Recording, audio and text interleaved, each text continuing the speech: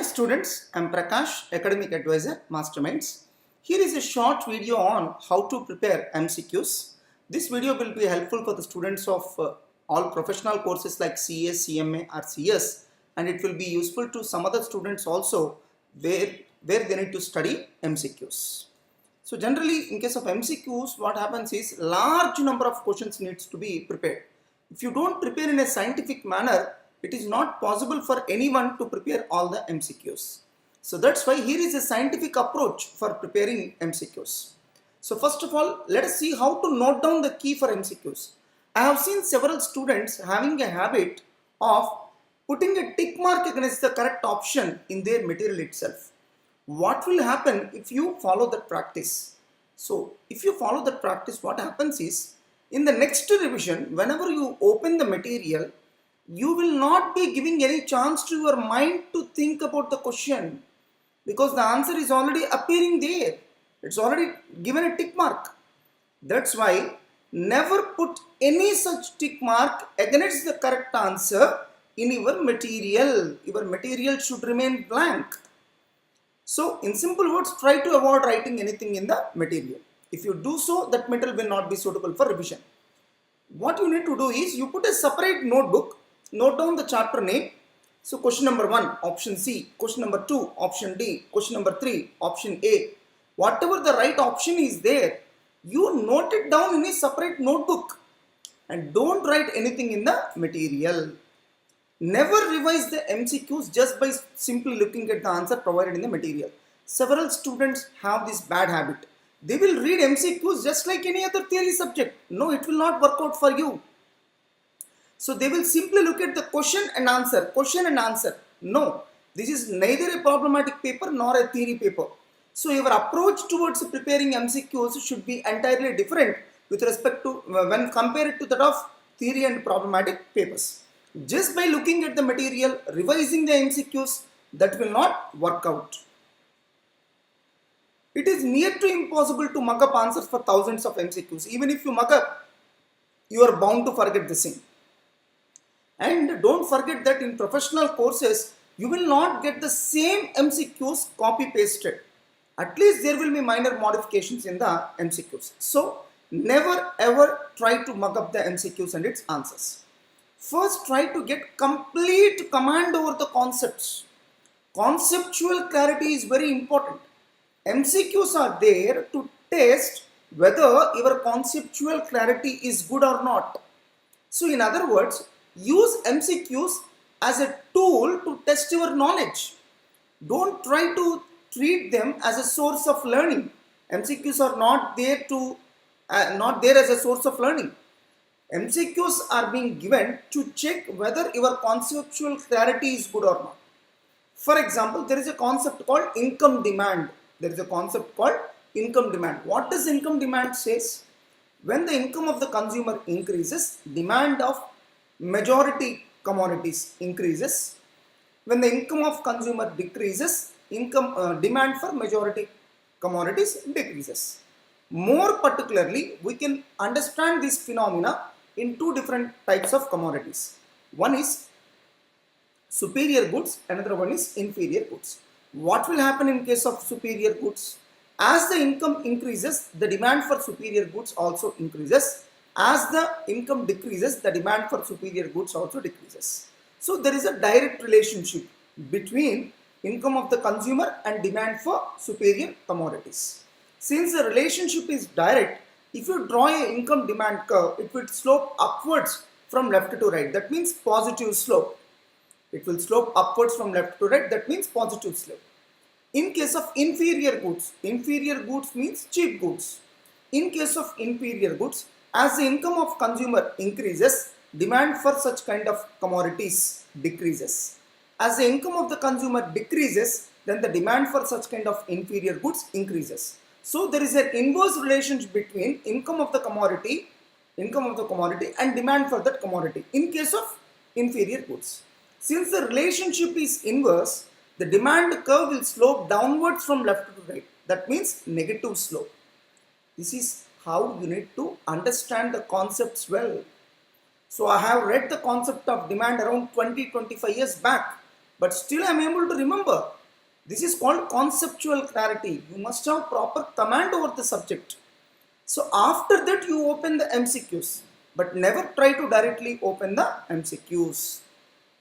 Students must read the nook and corner of the theory. In public exams, there are very good chances that MCQs are given from nook and corners of theory concepts.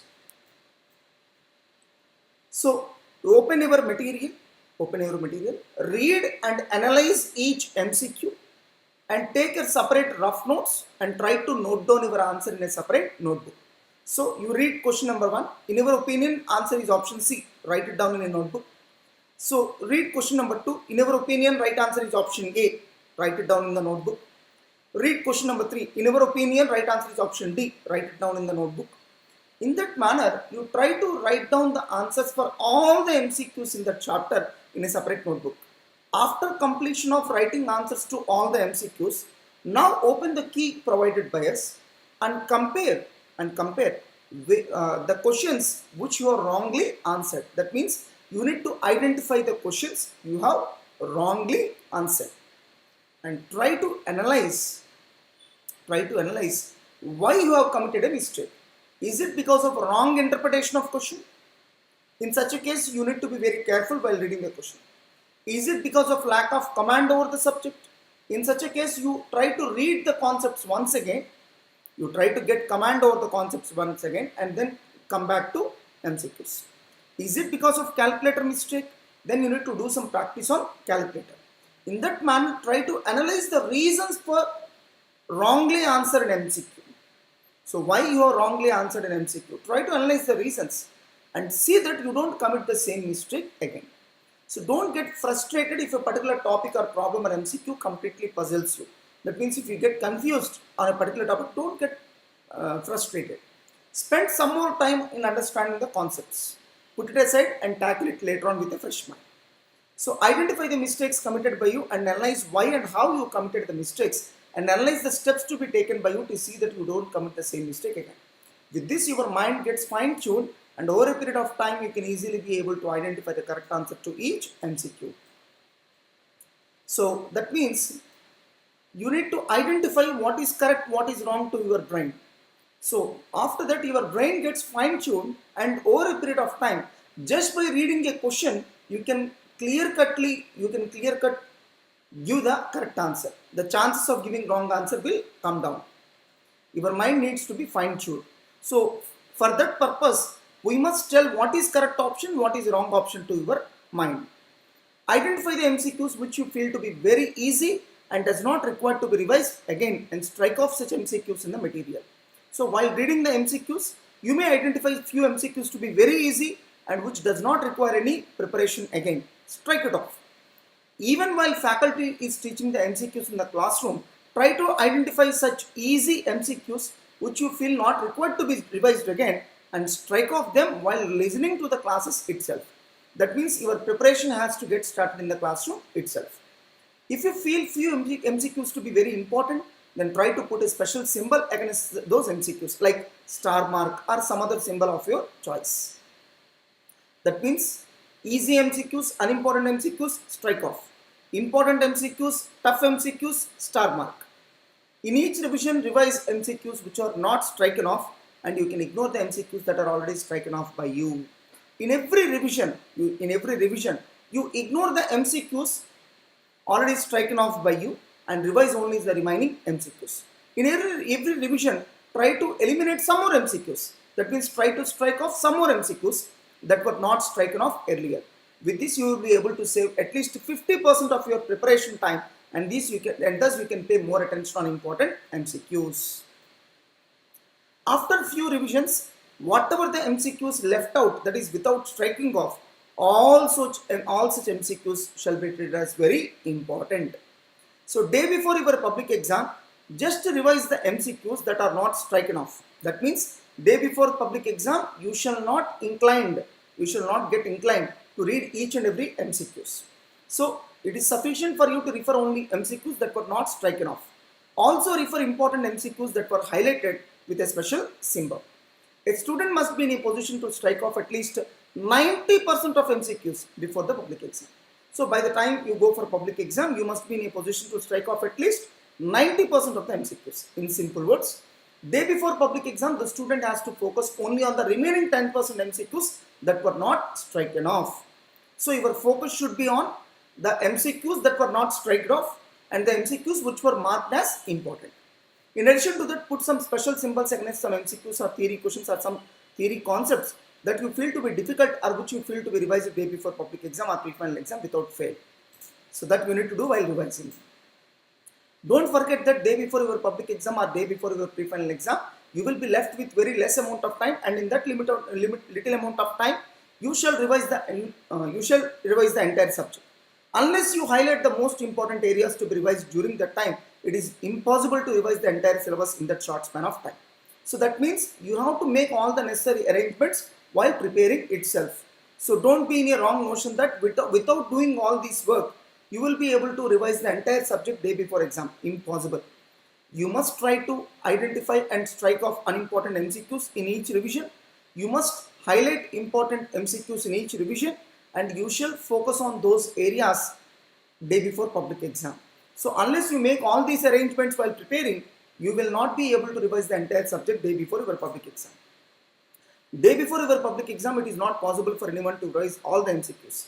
Try to revise only the MCQs that were not stricken off by you earlier. Also revise important MCQs highlighted to be important. After completion of each exam, that is any of our internal exams, you gather the question paper. In that question paper, you highlight the MCQs which you have left unanswered or MCQs which you have wrongly answered, and file such question paper in a proper manner and safeguard them. So for your public exams or pre-final exams or any other grand exams, don't forget to refer all such question papers.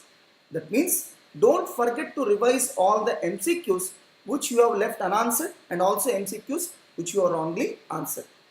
Try to revise such questions in question papers as many number of times as possible so that your chances of committing same mistake again in the public exam will come down. Don't forget to revise all such questions day before your pre-final or public exam or any other grand exam. Try to refer as many sources as possible so that you can come across wide range of questions. Because when you come across wide range of questions, it becomes easy for you to handle a new question in the public exam. As you practice wide range of questions, you can easily handle new questions posed in the public exam. Of course, don't forget that how to prepare MCQs is more important than where and how many MCQs that you have prepared. Number is not important. The way you are preparing is more important.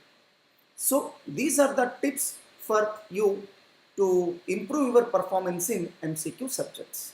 All the best, my dear students.